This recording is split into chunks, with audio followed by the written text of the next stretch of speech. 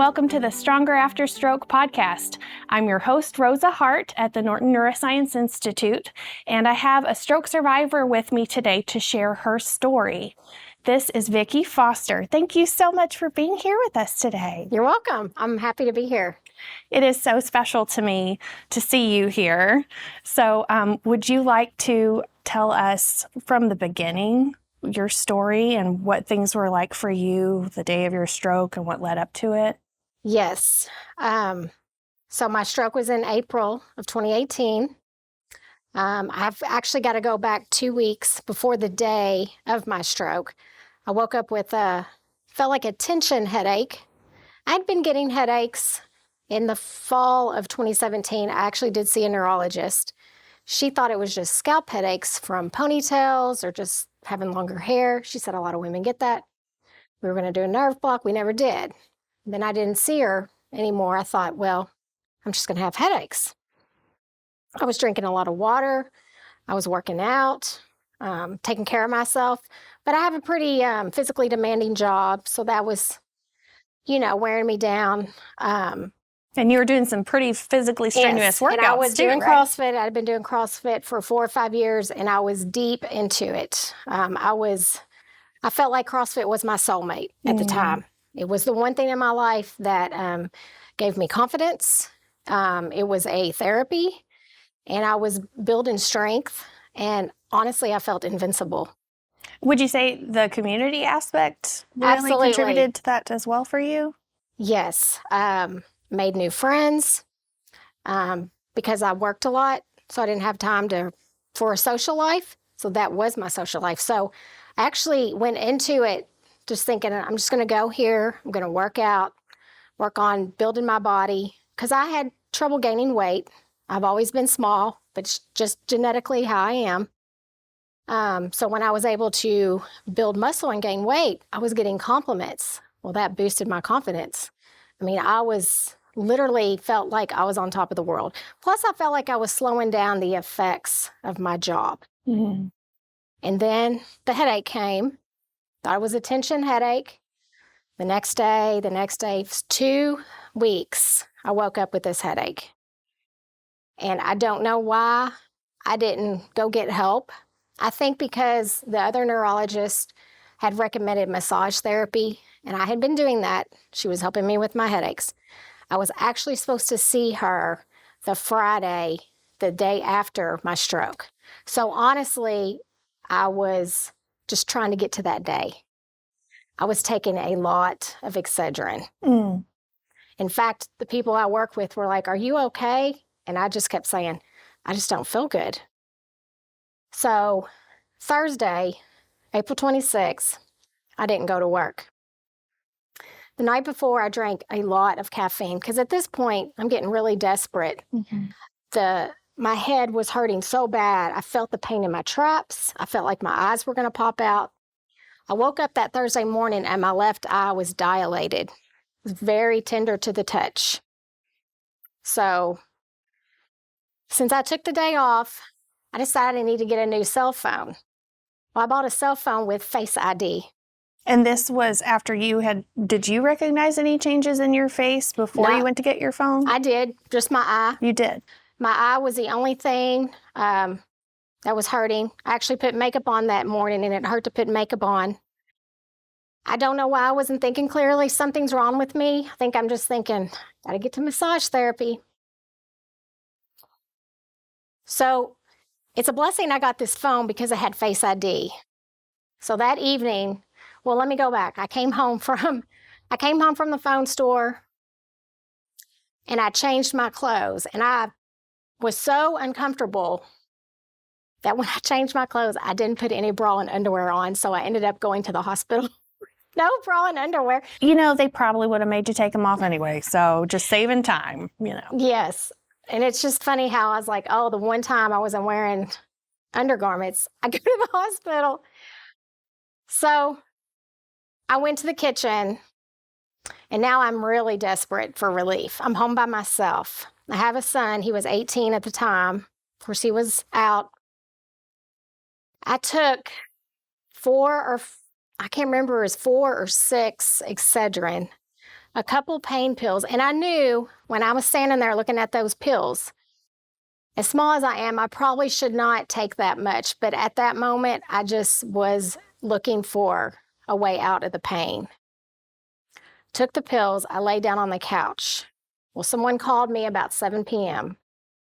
While I'm on the phone falls out of my hand, which was the moment I had the stroke. I didn't feel the stroke happen because you don't feel strokes happen. I tried to pick up the phone. I'm right-handed. I kept reaching for it. I think I picked it up with my left hand.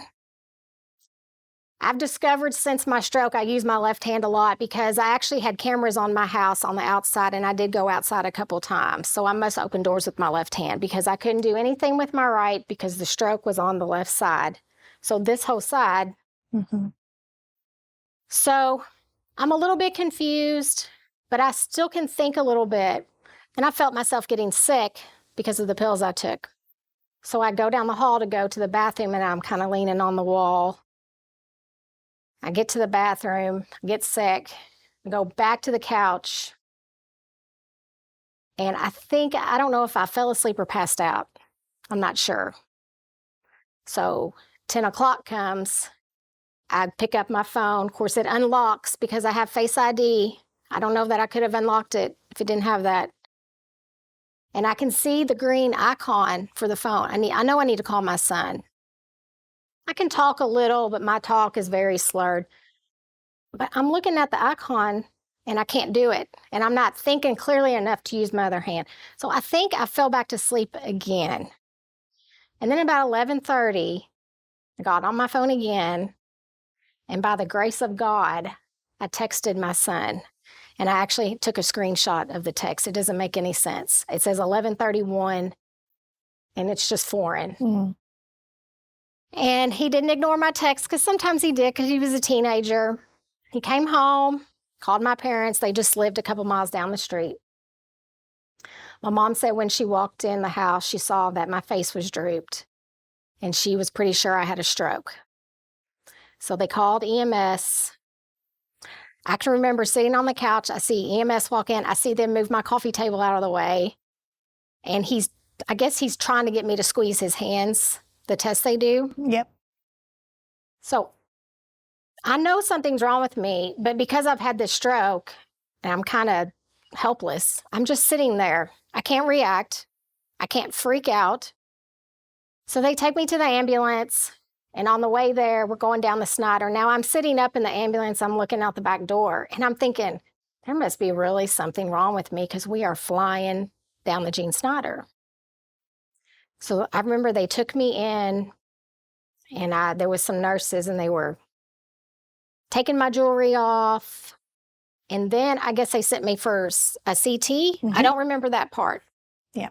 I guess I went to sleep again. I don't know. Mm-hmm.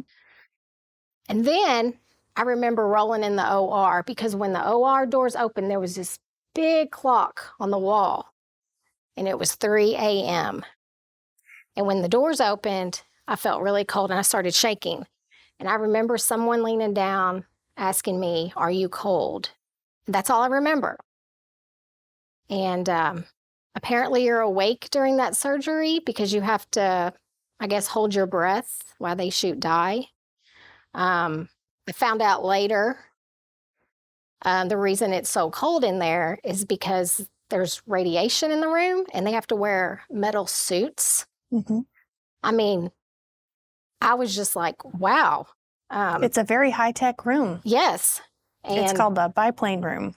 biplane room. Okay. Yeah, it's special for interventional radiology so that they can do the scan as it's going. So as they inject dye into your blood vessels to see where one is leaking or where one is blocked, it's kind of like running an X-ray the whole time, to put it very simply. So it's live action. You can see it as it's happening, so that it's not guesswork. Okay. Well, so I remember waking up the next day. Now, my mom told me later, because I had the mindset, because honestly, after I left the hospital, I felt fine. I thought, I'm ready to go back to the gym. And my mom likes to be really blunt with me when she knows, because she knows I'm going to do what I want to do. And she said, Vickie, she said, when you were in surgery, the doctor came out and said that you had a stroke that either kills you or puts you in a nursing home. And he did not know the outcome yet. She said that while he was talking to us, they came out and said, well, she's awake. And he said, well, that's a good sign. So I think she was trying to make me understand how serious this was. And I woke up, I remember I had an IV in both arms. I had the blood pressure cuff, and I was so exhausted, I guess because I hadn't had proper blood flow to my brain for 2 weeks. It sounds like you've been living on caffeine for a couple of weeks leading up to it as well. I mean, I would drink coffee. I don't really drink a lot of sodas. And the Excedrin has caffeine in it as well. Okay. Well, I just wonder if the Excedrin was helping enough blood get through, because the doctor said your arteries have layers like onions, and they believe when I picked up a weight at CrossFit, I tore that artery. Yeah. It tore inside, so the clot was forming. So what felt like a headache was actually a blood clot building. Yep. And thinking back, it's really scary because I was driving. I was building vehicles. I was going to the gym. Yep. I was literally living on the edge. So I feel like Jesus was with me the whole entire time, and he kept me safe and brought my son home. And then these complete strangers came in and saved my life. Thank God that they were there, because, you know, it's scary. It's, you know, there was a lot of emotions involved, a lot of learning to accept that I had a stroke, because before that, I just thought strokes were for old people or very unhealthy people. And I found out there's a lot of young people that have strokes. Yeah, and you were living a very healthy lifestyle. You were exercising plenty, but what are some of the changes that you had to make afterwards to prevent having another one? So the doctor told me no more CrossFit. That was a hard thing. I did go back to CrossFit, but my gym closed. I still try to work out, not as intense. I had to start limiting myself on the weight I lifted. And every time I would, you know, we're going to move something, I need to move this piece of furniture, I would stop and think, can I do this? Because it's a scary thought, because when you have a stroke, it's always in the back of your mind, it can happen again. And so I'm very religious about taking my baby aspirin. I was on blood thinners for about 6 months, but now I take a baby aspirin. What other medication changes did you have? So I did not know. I had been on the birth control pill for 20 years, and I did not know that when you have a stroke, it changes what kind of birth control you can use. And you came in and told me that I have to not be on hormonal birth control. And I remember freaking out inside a little bit, like, what option does that leave me? Yeah. And thinking, oh, that's something else I've got to worry about. And so a few months later, I went to my gynecologist and we talked about it, and they were able to do an IUD, because there's certain IUDs that don't put hormones all over your body, just puts them around your cervix. So I was like, well, I'm glad that there's an option. The doctor also told me I can have no hormone treatments if I go through menopause. And I basically have vascular disease for the rest of my life. So it's weird. It's weird because I feel completely healthy, but I have vascular disease. And you look completely healthy as well. All of your symptoms went away after your stroke was treated. So how does that feel for you going forward, knowing this in your mind, but it's not visible to the people around you?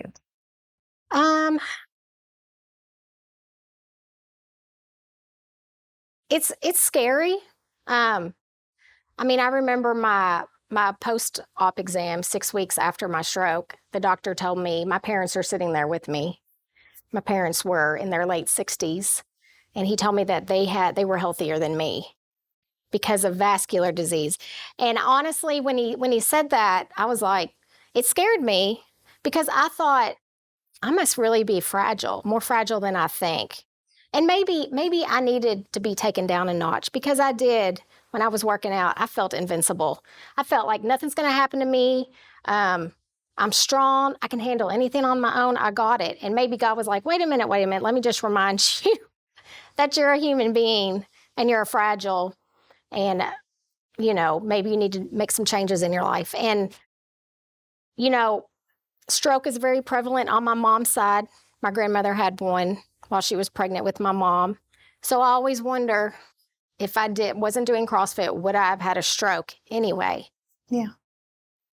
It's hard to know, but yeah, family history is one thing that we always look at as a potential link to help narrow down what might have caused your stroke to happen.